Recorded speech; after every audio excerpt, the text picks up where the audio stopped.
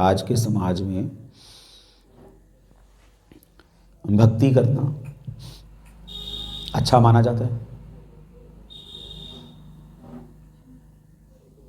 क्या कहते हो आप लोग? भक्ति करना अच्छा माना जाता है या नहीं? नहीं माना जाता, क्योंकि लोग कहते हैं कि भक्ति करने से क्या होगा, कुछ मेहनत करो, पैसे कमाओ और आगे बढ़ो। नास्तिक लोग ऐसा कहते हैं कि कोई भगवान नहीं है। क्यों? क्योंकि दिखाई नहीं देता। अगर कोई भगवान होता तो दिखता तो सही। क्योंकि भगवान दिखाई नहीं दे रहे, इसलिए भगवान नहीं है। एक तो कहने को एक संत है, फेमस है भारत में, पर उसका ऐसा कहना है कि तुलसी की पूजा नहीं करनी चाहिए, उससे अच्छा है बैंगन उगाओ ताकि लोगों का पेट तो भर सके।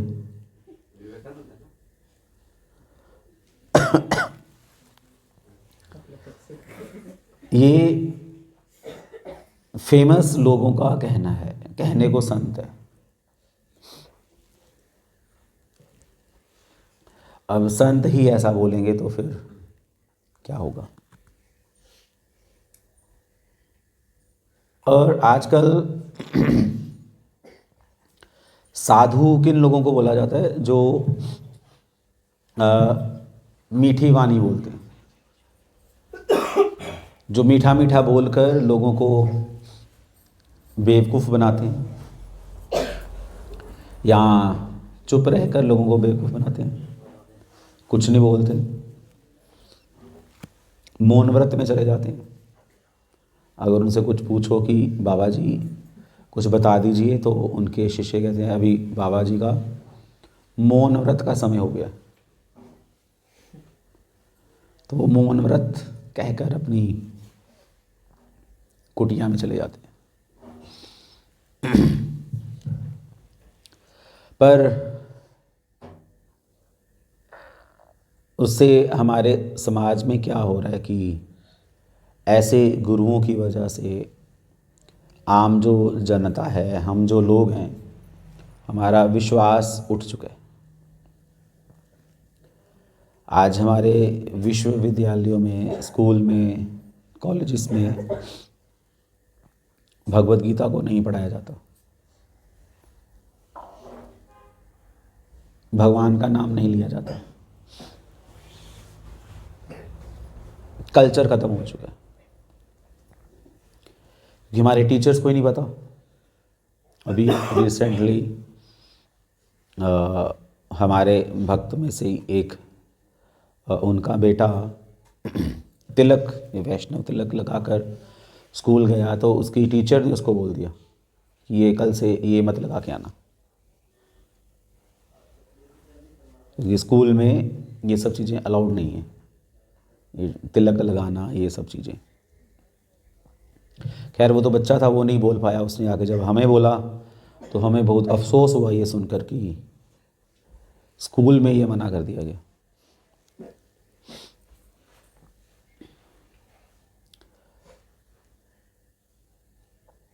तो अगर हमारा समाज नास्तिक बन चुका है ना, लोगों का विश्वास उठ चुका है भगवान से, तो इसमें दोष किसका है? समाज का ही दोष है। जो लोग समाज के नेता हैं, जो समाज के लीडर्स हैं, क्योंकि उनके पास भगवत गीता का कोई ज्ञान नहीं है, इसलिए वो लोगों को कुछ बताते भी नहीं हैं। हमारे जो पेरेंट्स हैं उनको भी ज़्यादा नहीं पता, ज़्यादा गए कुछ पता ही नहीं है क्या करना है, कैसे नहीं करना। अगर मैं अपनी बात करूं तो मुझे भी ग्रेजुएशन के बाद भगवत गीता का पता चला, क्योंकि पहले मुझे भी यही लगता था कि भगवद गीता मंदिर के अंदर रखनी चाहिए, और अगर इसको कोई पढ़ेगा तो कौन पढ़ेगा? दादी। दादी के पढ़ने की किताब है, हम लोगों के मतलब की नहीं है। हमारा भगवद गीता से क्या लेने देना है? पढ़ते हैं आजकल के यूथ्स भगवद गीता? पढ़ते हो आप पढ़ते हैं भगवद गीता? तो सही भी है, क्यों पढ़नी है? क्या लिखा गया है इसमें? है ही क्या? इसमें कौन सी फिलोसफी है, या इसमें कौन सा मैथमेटिक्स है? या भगवद गीता हमें पैसे कमा के तो नहीं देगी? फालतू की किताब है, बस ऐਵੇਂ ही, पता नहीं कुछ लिखा हुआ है।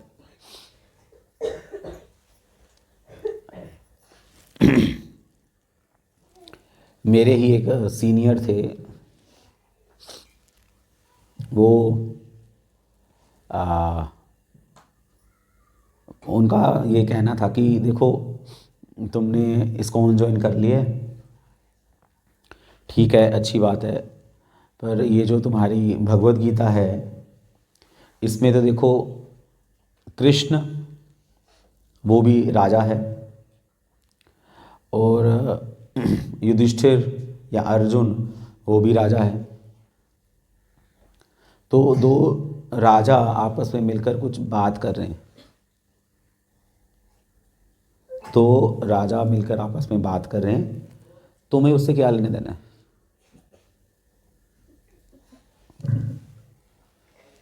मैं सोच रहा हूँ कि बात तो ठीक है, अर्जुन भी राजा है, कृष्ण भी राजा हैं, तो राजाओं से हमें क्या लेने देना? वो भी हिस्ट्री में हुए हैं कभी 5000 साल पहले। तो छोड़ो, ये फालतू की किताब है। तुम्हारा ध्यान अपने बिजनेस की ओर होना चाहिए। समाज कहाँ जा रहा है और तुम लोग घंटियाँ बजा रहे हो मंदिर में।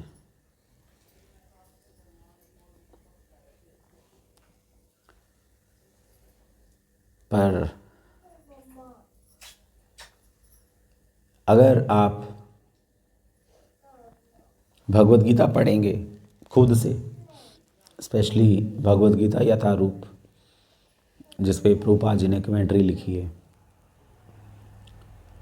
तब आपको कुछ समझ आएगी कि जो हमें बचपन में बताया गया है, या जो भी हमें सिखाया गया है बचपन में धर्म को लेकर, शास्त्रों को लेकर या भगवद गीता को लेकर, वो सारा कुछ गलत था।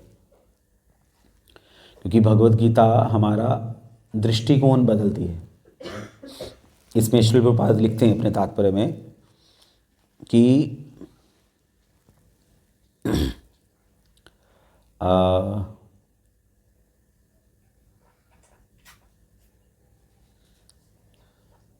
लिख रहे हैं कि मनु संहिता जैसे प्रमाणिक ग्रंथ मानव समाज के लिए अनुसरणीय आदर्श ग्रंथ हैं।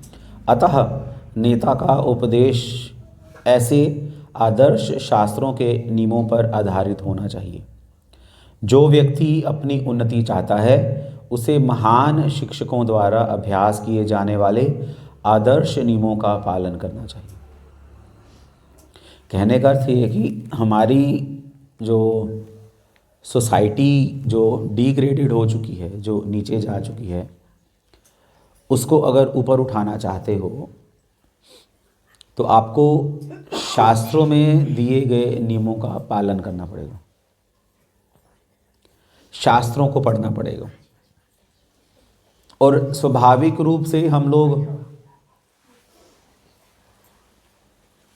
किसी ना किसी नेता को फॉलो ज़रूर करते हैं,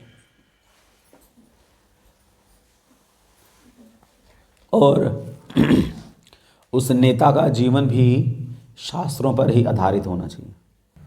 तो यही श्री प्रभुपाद लिख रहे हैं अपने तात्पर्य में कि हम लोगों को आदत है किसी ना किसी नेता को फॉलो करने की। सबको कोई ना कोई अच्छा लगता है। स्कूल में जो बच्चे होते हैं, ज़्यादातर स्कूल के बच्चों का मन क्या करता है? आपका क्या उद्देश्य है, क्या बनना चाहते हो? डॉक्टर? किसकी तरह? डॉक्टर को जानते हो? यहाँ पर ही है? नहीं यहाँ पे तो नहीं जानता। नहीं वो है ना मेरी सिस्टर है वो भी कर रही है ना। अच्छा, वो भी करिए, देखो देख लो।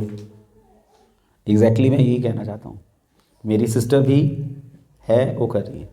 इसका मतलब ये लड़का किसको फॉलो कर रहा है? अपनी सिस्टर को। अब किसी से भी पूछ लो सोसाइटी में, टीवी में आता है या इंटरव्यू में आएगा कि आज हम मिस्टर इसके साथ बैठे हुए हैं, ये बहुत अच्छी सेलिब्रिटी हैं, तो हम आज जानेंगे कि ये अपने रोज़ क्या क्या करते हैं, क्या खाते हैं, क्या पीते हैं, नहाते हैं या नहीं नहाते। तो हम बहुत शौक़ से सुनते हैं कि ये जो हैं सुबह सुबह ब्रेड और मक्खन खाते हैं।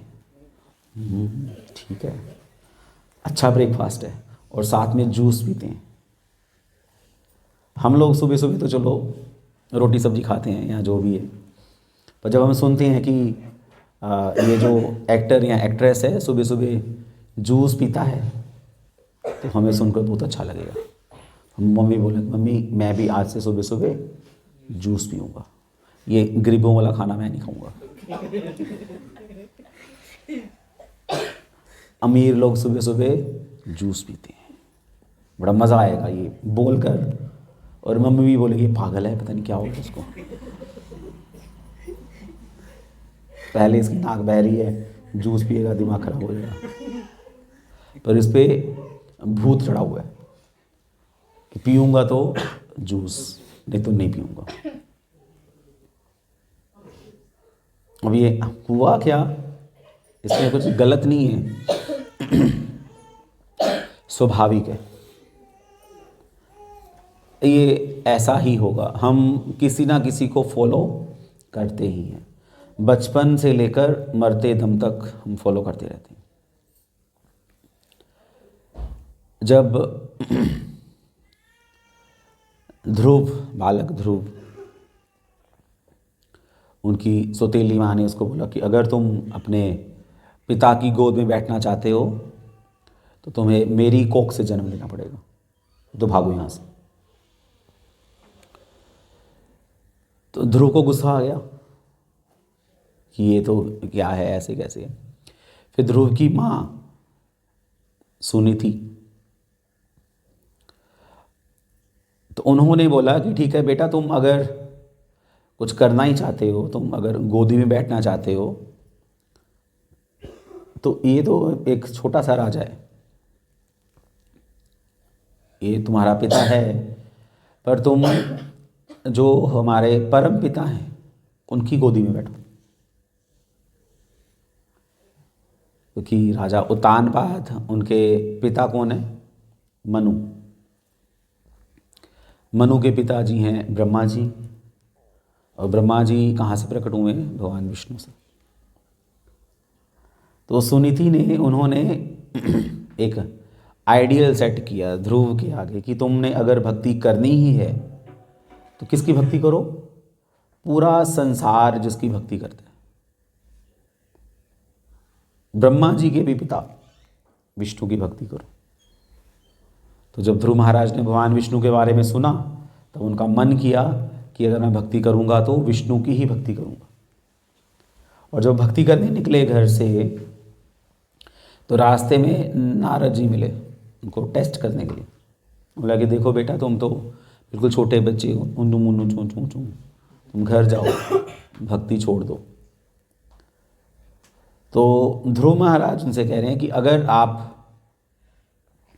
मुझे नारायण की प्राप्ति का रास्ता बता सकते हैं तो बताइए, अदरवाइज जाइए। नारद जी को बड़ा आनंद हुआ ये सुनकर कि ध्रुव विष्णु की भक्ति करना चाहता है। कि नारद जी खुद भक्त हैं भगवान के, पर यह है कि ध्रुव के अंदर जो आइडियल सेट किया वो किसने सेट किया? उनकी माँ ने। तो ये होना चाहिए ऐसा कि हमें अगर बचाना है अपनी संस्कृति को, अपने देश को बचाना है, अगर कोई कहे कि मुझे क्या लेने देना है अपनी संस्कृति से या अपने देश से, तो हम फिर गलत सोच रहे हैं, क्योंकि हम एक समाज का हिस्सा हैं और समाज के प्रति हमारा एक उत्तरदायित्व है कि एक ऐसा समाज होना चाहिए जिसमें सब खुशहाल रहे। अगर आए दिन आपके घर पे या आपके मोहल्ले में चोरी हो जाए, है ना, लूट मार मची हो, तो अच्छा समाज है? अच्छा है या गंदा है? गंदा समाज है। तो ऐसे समाज में रहना मुश्किल है। तो अगर आप एक ऐसे मोहल्ले में रह रहे हैं जहाँ पर सब एक दूसरे की हेल्प करते हैं, सहायता करते हैं, तो फिर वो एक अच्छा मोहल्ला माना जाता है। ये है, ऐसा है, ऐसे ही मोहल्ले में रहना चाहिए। और धर्मशास्त्र तो यहाँ तक कहता है कि जहाँ पर आपका सम्मान नहीं किया जाता हो उस जगह पर नहीं रहना चाहिए। ये धर्मशास्त्र में कहा गया। कैसे रहोगे? अगर आपकी कोई इज्जत ही नहीं है तो वहाँ पर रह नहीं सकते, मर जाओगे। पर एक ऐसा समाज बनेगा कैसे? कौन बनाएगा?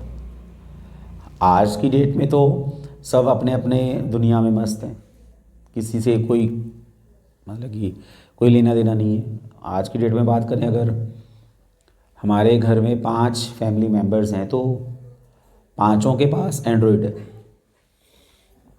5 के पास। और 5 जब बैठते हैं लिविंग रूम में या ड्राइंग रूम में यहाँ, तो 5 अपने अपने फ़ोन पे बिजी हैं।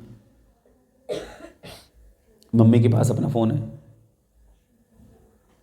पापा के पास अपना फ़ोन है, बच्चों के पास अपना फ़ोन है। और किसी को भी किसी दूसरे के फ़ोन का पासवर्ड पता है? नहीं पता। बाई चांस आपने पता करने की कोशिश की तो क्या होगा? गला कट जाएगा, बुरी तरह से लड़ाई हो जाएगी। पता नहीं क्या भूचाल आ गया, तेरी इतनी हिम्मत, तूने मेरे फ़ोन को देखा, क्या छुपाया उसमें? पता नहीं क्या छुपाया, भगवान जाने।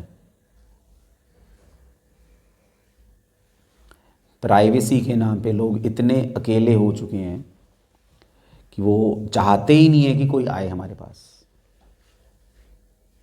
इतना बुरा हाल है। तो कोई रहना चाहेगा ऐसे समाज में? एटलीस्ट जिसने भगवत गीता पढ़ी है उसको तो पता है कि ये तो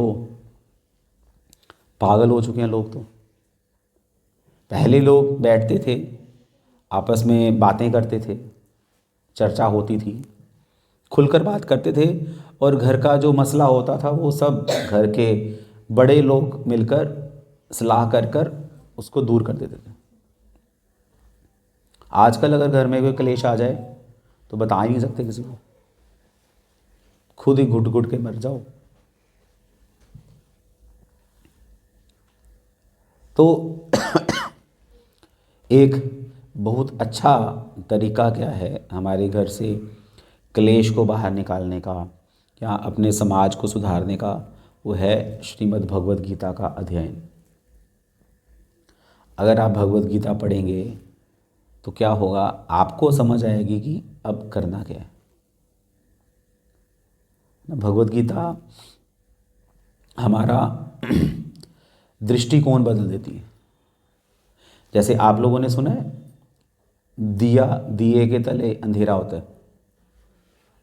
सुना है? तो हम क्या देख रहे हैं कि दिए के नीचे अंधेरा है, दोष दिखाई दे रहा है। दिए की लाइट को नहीं देख रहे, हम दिए के नीचे जो अंधेरा है उसको देख रहे हैं। तो अगर आप बुद्धिमान होवोगे, दृष्टिकोण अगर आपका बदल जाएगा, तो फिर आप क्या बोलोगे? मैं दृष्टिकोण की बात कर रहा हूँ। फिर आप बोलोगे कि देखो दिया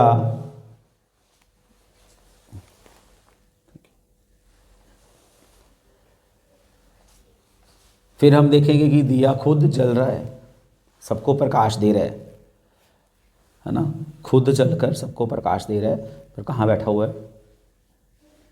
अंधेरे में। अभी भी आपको दोष दिखाई दे रहा है, पर अब वो दोष एक गुण बन चुका है। दिया खुद त्याग कर दिया उसने प्रकाश का, सबको प्रकाश दे रहा है ना। ये दृष्टिकोण बदलने की बात है। ज़्यादातर लोग ये कहते हैं कि दिए तले अंधेरा होता है, पर दृष्टिकोण अगर बदलोगे तो क्या होगा कि दिए का त्याग नज़र आ रहा है, कि खुद अंधेरे में बैठकर सबको प्रकाश दे रहे। तो अगर आप भगवत गीता पढ़ोगे तब भी आपका दृष्टिकोण बदल जाएगा।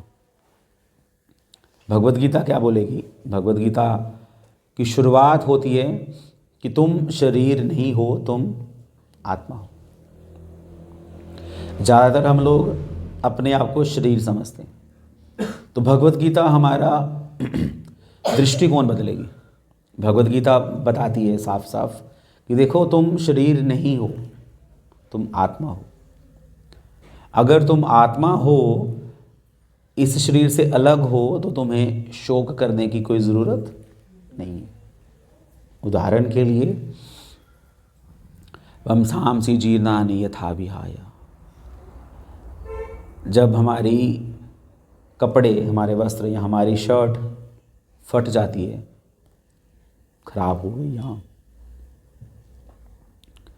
फट गई है, यहाँ अब किसी काम की नहीं रही, तो हम पड़ोसियों को बुलाते हैं, है नहीं, कि आइए हमारी शर्ट फट गई है, अफसोस करने के लिए। करते हैं कुछ ऐसा, कुछ उसका दाह संस्कार शर्ट का।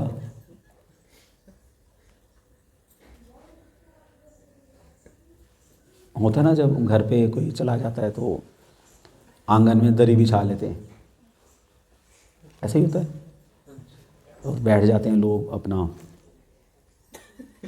मुंह नीचे करके। अफसोस की बात है।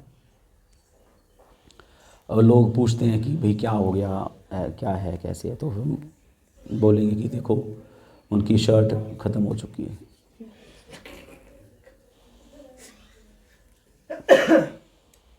सीरियसली ऐसा ही है। अभी तो हमें हंसी आ रही है, आपको लग रहा है कि ये शायद बाबा जी बूढ़े हो चुके हैं, कैसी बातें कर रहे हैं, पर ऐसा ही है। क्योंकि जिसकी मृत्यु को लेकर आप लोग शोक मना रहे हो, वो मरा ही नहीं है, या मरा है। सबको पता है कि आत्मा नहीं मरती। भारत में तो सबको पता है, आत्मा एक शरीर को छोड़कर दूसरे शरीर में चली जाती है। तो वो जिस व्यक्ति के लिए आप रो रहे हो, वो वहाँ पर है या नहीं है? नहीं है, वो जा चुका है। अब उसके क्या पड़े हैं वहाँ पर? कपड़े। क्योंकि आत्मा के कपड़े की तरह ही है शरीर। गीता ऐसा कहती है। गीता कहती है कि जैसे हम पुराने वस्त्र को फेंक कर नए वस्त्र पहन लेते हैं, वैसे ही आत्मा पुराने शरीर को छोड़कर नया शरीर ले लेती है। तो जिसके लिए आप शोक कर रहे हो वो मरा ही नहीं है, तो फिर क्या हो रहा है? वही है, आपको न्योता क्या मिला है कि इनकी शर्ट फट गई है और आकर अफसोस मनाओ। दृष्टिकोण की बात करो। अगर रियली में आपने भगवत गीता पढ़ ली तो आपको शोक हो ही नहीं सकता, आप शोक से ऊपर उठ जाओगे।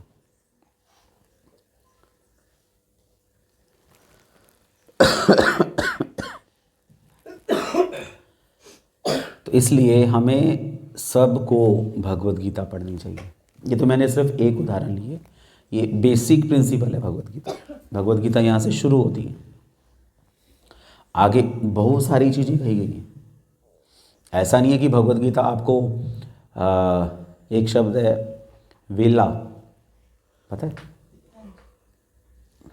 वेला? पता है वेला क्या होता है? भगवत गीता को वेला नहीं बनाएगी, ये तो किसी काम का नहीं है। बस भगवत गीता आपको बुद्धिमान बनाएगी। पहले आप भी काम कर रहे थे, पर अब आप काम कर रहे हो थोड़ा सोच समझ कर, बुद्धि से। श्री कृष्ण हमारा बुद्धि का उपयोग करते हैं, है ना। श्री कृष्ण हमारी बुद्धि को अपनी सेवा में लगाते हैं, जिससे बुद्धि प्रखर होती है। ददामि बुद्धि योगम तम। फिर कृष्ण इंटेलिजेंस देते हैं, जिससे हम अपनी बुद्धि का इस्तेमाल करके भगवान के पास जा सकते हैं। कैसे करना है, कितना करना है, कब करना है, क्यों करना है, आपके सारे प्रश्नों का उत्तर भगवत गीता देती है। ये संसार क्या है, इस संसार को किसने बनाया, ये संसार कौन चला रहा है, ये संसार बना कैसे, हम लोग कौन हैं, हम क्या कर रहे हैं संसार में, और जब ये संसार हम लोगों से छूट जाता है तो हम कहाँ जा सकते हैं या कहाँ जाना चाहिए, हमें दुख क्यों मिलता है, हमारे दुखों का कारण क्या है। बहुत सारे प्रश्न हैं, सारे प्रश्नों का उत्तर भगवत गीता में। तो अगर आप भगवत गीता पढ़ोगे तभी तो समझ आएगा ना क्या करना है, नहीं तो ऐसे तो बस चलते जाओ। एक दिन फोटो में चले जाओगे बस, फिर हर दिवाली वाले दिन आपके ऊपर 10-15 रुपए वाली माला डाली जाएगी। अगर बोलेगा ना दुकानदार ये 100-150 ले लो, नहीं नहीं 10 वाली दे दो बस, ये ठीक है, बस ये पैक कर दो। और आपकी फ़ोटो पर जो मिट्टी जमी होगी किलो किलो, उसको साफ़ करके माला टांग दी जाएगी, और अगले साल वही माला उतार के नई डाल दी जाएगी 10 रुपए की, और ऐश करो। ये हाल होगा फिर बस। तो फोटो में जाने से अच्छा है कि भगवान के पास जाया जाए। बुद्धिमत्ता तो ये, अदरवाइज तो फिर कोई फ़ायदा नहीं। लोचन बोले सही पापी ऐ लो और कह लो, उसका कोई फ़ायदा नहीं है। संसार में आए और खा पी के टॉयलेट करके चले गए, सारी उम्र यही करते रहे। यहाँ तो आती रहती है, यहाँ आती नहीं है। दो ही बीमारी हैं संसार में।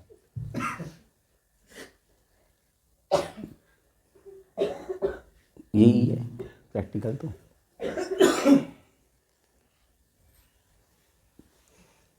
तो ऐसी रद्दी सी ज़िंदगी से बाहर निकलिए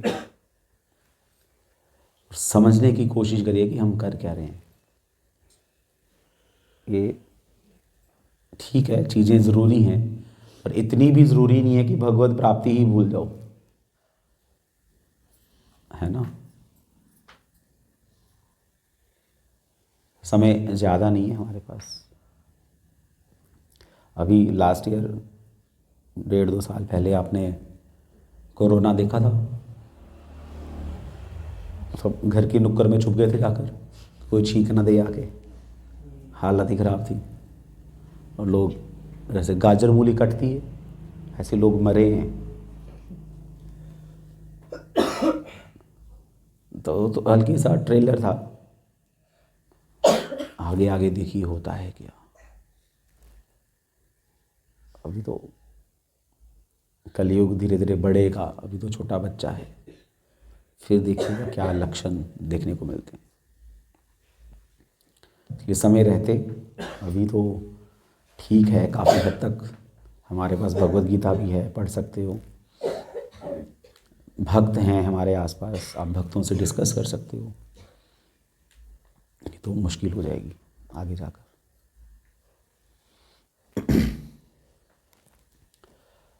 हरे कृष्णा। श्रील प्रभुपाद की जय।